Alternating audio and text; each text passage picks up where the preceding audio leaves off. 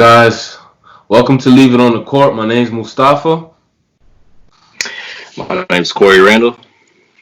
and today we'll be talking about what would it be like if the NBA had to just name a champion? Like, what would it be like if they just named the champion without them continuing the season on, without fans being able to see their favorite players or their favorite teams play it out? What would that be like?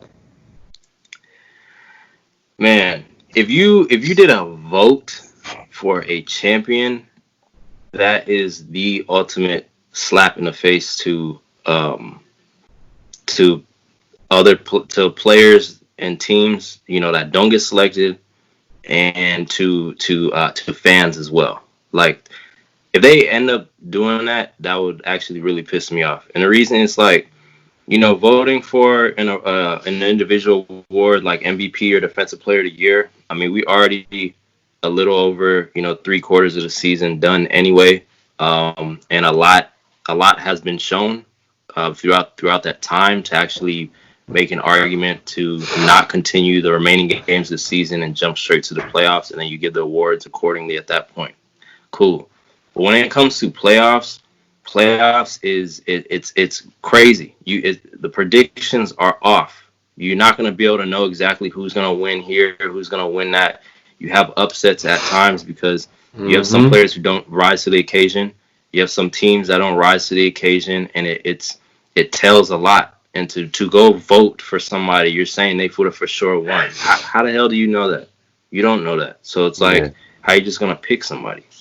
Oh, I don't know what your take is. Yeah, I agree. I agree. It's a real big slap in the face. It's gonna negatively affect a lot of players, a lot of coaches, a lot of owners. And to me, it just opens the window for biased opinions. You know, my biased opinions, the Lakers should be the champions. My biased opinions, the Clippers. To me, it's one of those ideas I think they should just throw out the window. To be Hmm. honest, I know they like to be innovative. They want to be open minded, but this Hmm. is not. This is not. If you're gonna end the season, just end it. It already hurts enough. Guys train hard. They all the sweat and tears they put into this season, all the anticipation, especially with Anthony Davis on the Lakers. Kawhi and Paul George on the Clippers.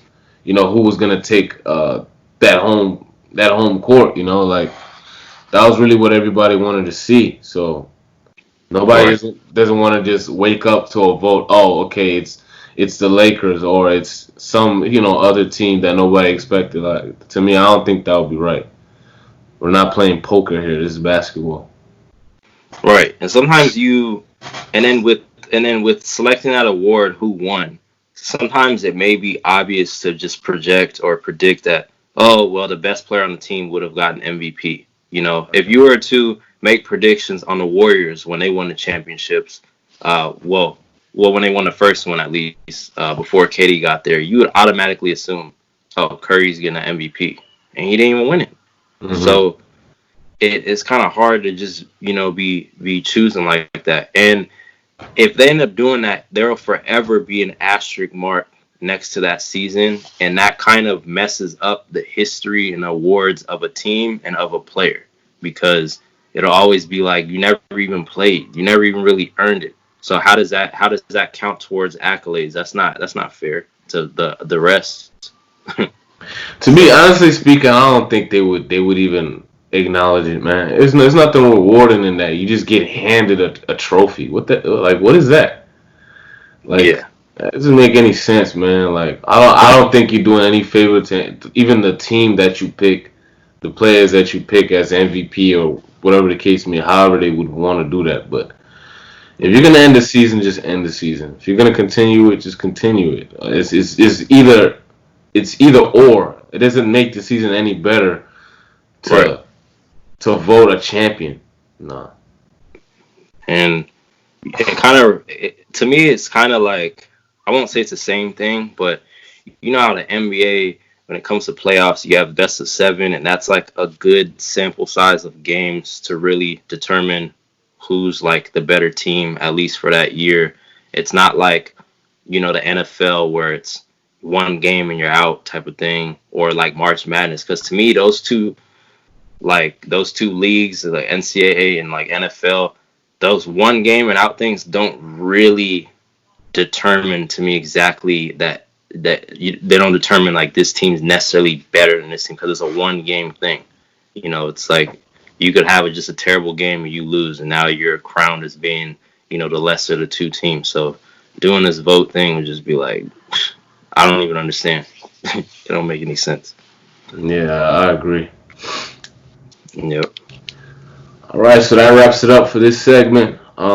Guys, like, subscribe, give us your opinion, let us know what you think as well. We'd love to hear from you. Definitely tune in for future content. We're gonna be consistent with our videos. Just keep tuning in, keep rooting us on. We'll keep going. All right, you guys have a good one. Deuces. Toasts.